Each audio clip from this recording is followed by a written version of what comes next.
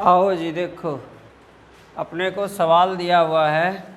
ये वाला एक सिलेंडर है, उस सिलेंडर के अंदर ये एक छोटी सी सिलेंडर है।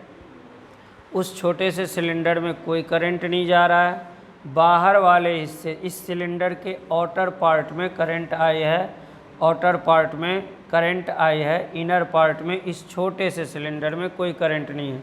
इसे ऐसे समझो जैसे दुकान पे बड़ा पाइप और उसके अंदर एक छोटा पाइप, उसके अंदर कोई करंट नहीं, बाहर बाकी जगह करंट है। एलॉन्ग लेंथ करंट चल रहा है। रेसिस्टिविटी इसका वेराइज कर रहा है, रो नोट बाय रूट एक्स के एलॉन्ग वेराइज कर रहा है। जैसे जैसे एक्स चेंज होगा वैसे वैसे रेसिस्टिविटी चेंज होगी, यहाँ की कुछ और, यहाँ की कुछ और। ये वाला डी एक्स लेंथ हो जाएगा।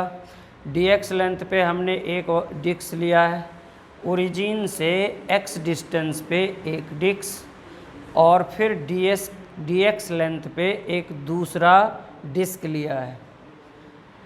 तो अब हमें ऐसा क्यों किया? क्योंकि रो वेराइज कर रहा, आर बदलने पर रो बदल जा रहा है। इनर रेडियस ये वाली R2, आउटर रेडियस ये वाली R1। अच्छा, उसके बाद इसको अगर हम फ्रंट व्यू यहाँ आई लगा कर देखें फ्रंट व्यू में, तो ये जो बड़ा वाला सर्कल है वो आपको ऐसा दिखेगा, और जो छोटा वाला सर्कल है वो ऐसा दिखेगा। इसके अंदर कोई करंट नहीं है, नो करंट, और इसके अंदर करंट है।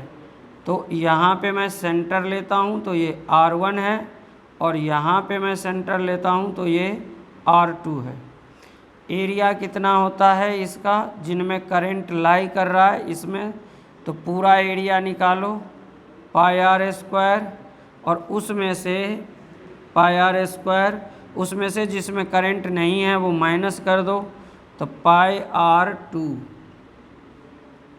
टू, दोनों में से pi common, R1 square minus R2 square. इस एरिया में करंट है। आओ अब हमने इतने एक्स लेंथ पे एक छोटे से पतले डी एक्स लेंथ का एक डिस्क लिया है, वो लेंथ हो गया dx।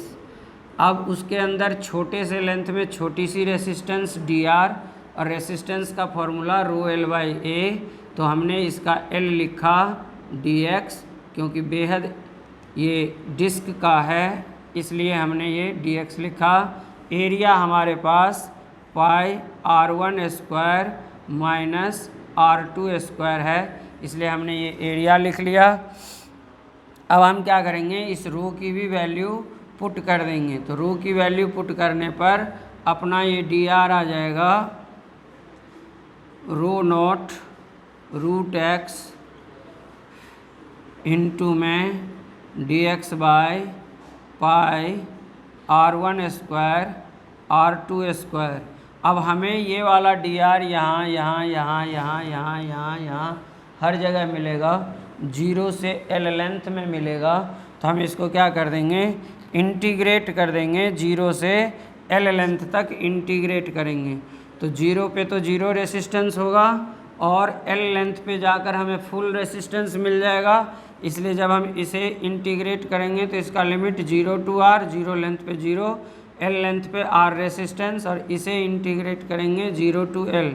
तो इसका रेसिस्टेंस आया R, dr का R होगा, एक बार 0 डालेंगे एक बार R डालेंगे, फाइनल माइनस इनिशियल, तो ये R हो गया इक्वल टू, इनमें से जो कांस्टेंट टर्म है R नोट, जो यहाँ पे रेसिस्टिविटी था, बाद में टाइम के अकॉर्डिंग चेंज हो रहा है, तो पाई R1 square minus R2 square. इसे हम बाहर करेंगे 0 से L लेंथ तक, 1 बाई रूट एक्स dx हो जाएगा। अब देखो इसे मैं हटा रहा हूँ, आपको यहाँ दिखा रहा हूँ। देखो integration of 1 by root x dx को हम लिखा करते थे x की पावर हाफ, नीचे हाफ है तो ऊपर जाके हाफ dx, इसको हम लिखते थे x की, अब वैल्यू लगा देता हूँ, -1 + 1 अपॉन -1 + 1, क्योंकि फार्मूला था, यहाँ लिख देता हूँ। तो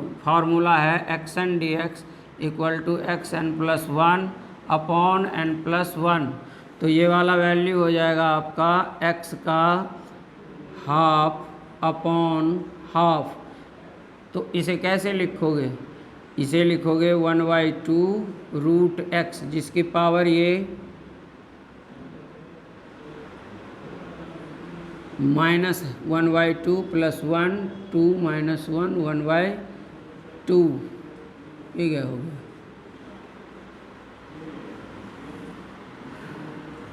n+1 n+1 1/2 आ गया, तो ये 1/2 आया, तो ये आ गया x की पावर हाफ और ये 1/2, इतने ही रह गया। 1 मिनट रुक जाओ। हाँ, इसे सीधा करोगे तो ये 2 ऊपर चला जाएगा, तो ये हो जाएगा। अब मैं यहाँ लिखूँगा ρ0 पाई r1² r2²। ये वाला सॉल्व करके वहाँ से आया, देखो नीचे 1/2 है, तो वो 2 ऊपर चला जाएगा, तो ये आएगा x का हाफ। तो x के हाफ में लिमिट है 0 से l तक। अब इधर आ जाओ, तो r = आ जाएगा ρ0 पाई r1² r2² अपॉन आएगा, ये वाला 2 पावर में नहीं मल्टीप्लाई में है, तो ये 2 मैं इधर लिख लूँगा। अब मैं डालूँगा इसकी वैल्यू, देखो यहाँ डालता हूँ l की हाफ -0, तो कितना बचा? l का हाफ, तो मैं सीधा l का हाफ यानी √l लगा दूँगा। ये अपना फाइनल रेसिस्टिविटी आ गया। इस तरह से एक सवाल और देखते हैं। देखिए, यही सिलेंडर है, इसी सिलेंडर में अब दूसरा सवाल देखते हैं।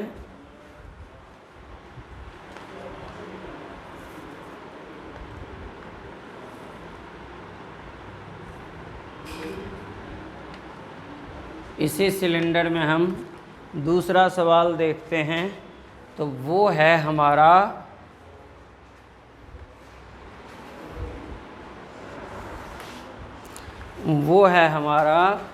सवाल देखेंगे। सेम सिलेंडर है, अभी अलोंग एल करंट फ्लो हो रहा था, अब क्या होगा? अलोंग एल फ्लो नहीं होगा, अब होगा, देखो सेम सिलेंडर है, सिलेंडर वही है, वही अंदर में फिर से वो सिलेंडर है, टाइप वही है, बस अब की बार करंट ऐसे निकल रहा है, ऐसे निकल रहा है करंट आई, और निकल रहा है, बाहर आ रहा है सिलेंडर से, तो चारों तरफ बाहर ही आएगा। कर्व्ड सरफेस एरिया से करंट बाहर आ रहा है, और इस टाइम फिर से वही कहानी है। R1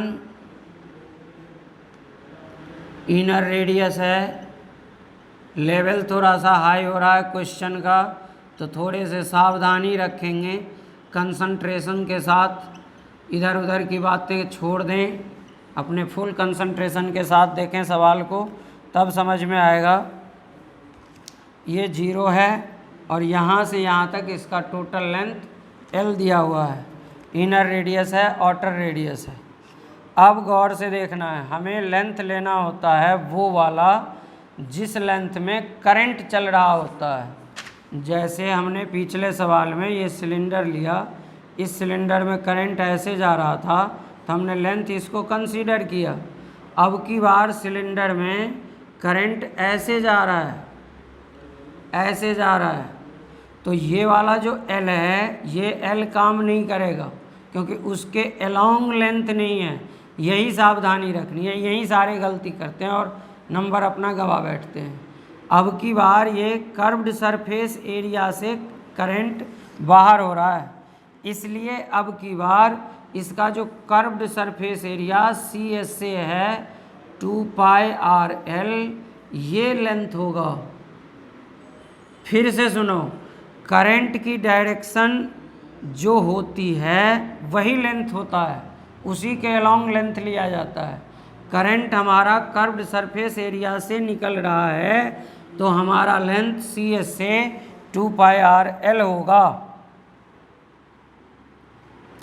अब क्या होगा, ध्यान से देखना। अब एक बात तो ये हो गया, अब दूसरी बात देखो। इस सिलेंडर के बाद पहले मैं ये सिलेंडर बना लेता हूँ, देखो गौर से। पिछले सवाल का बिल्कुल उल्टा काम हो रहा है। यहाँ पे एक सिलेंडर है, इस सिलेंडर से होकर करंट जाएगी भाई इसके बाहर वाला सिलेंडर, उसके बाहर एक सिलेंडर है, उस सिलेंडर से होकर करंट जाएगा नीचे, इधर की तरफ जा रहा है, इधर की तरफ जा रहा है। उसके बाहर एक सिलेंडर और है, उससे करंट जा रहा है। तो ऐसे होते होते ये आउटर सरफेस की सिलेंडर तक पहुंच जाएगा, ये सबसे बाहर वाले सिलेंडर तक। तो इन सिलेंडर में से किसी एक सिलेंडर को हम कंसीडर करते हैं, जिस सिलेंडर की इस दीवार की थिकनेस dr होगी। देखो यहाँ पे मैं वो सिलेंडर कंसीडर करता हूँ, यहाँ पे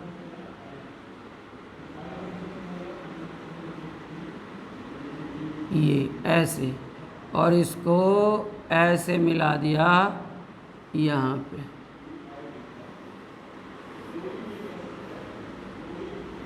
देखो ये सिलेंडर हमने कंसीडर किया,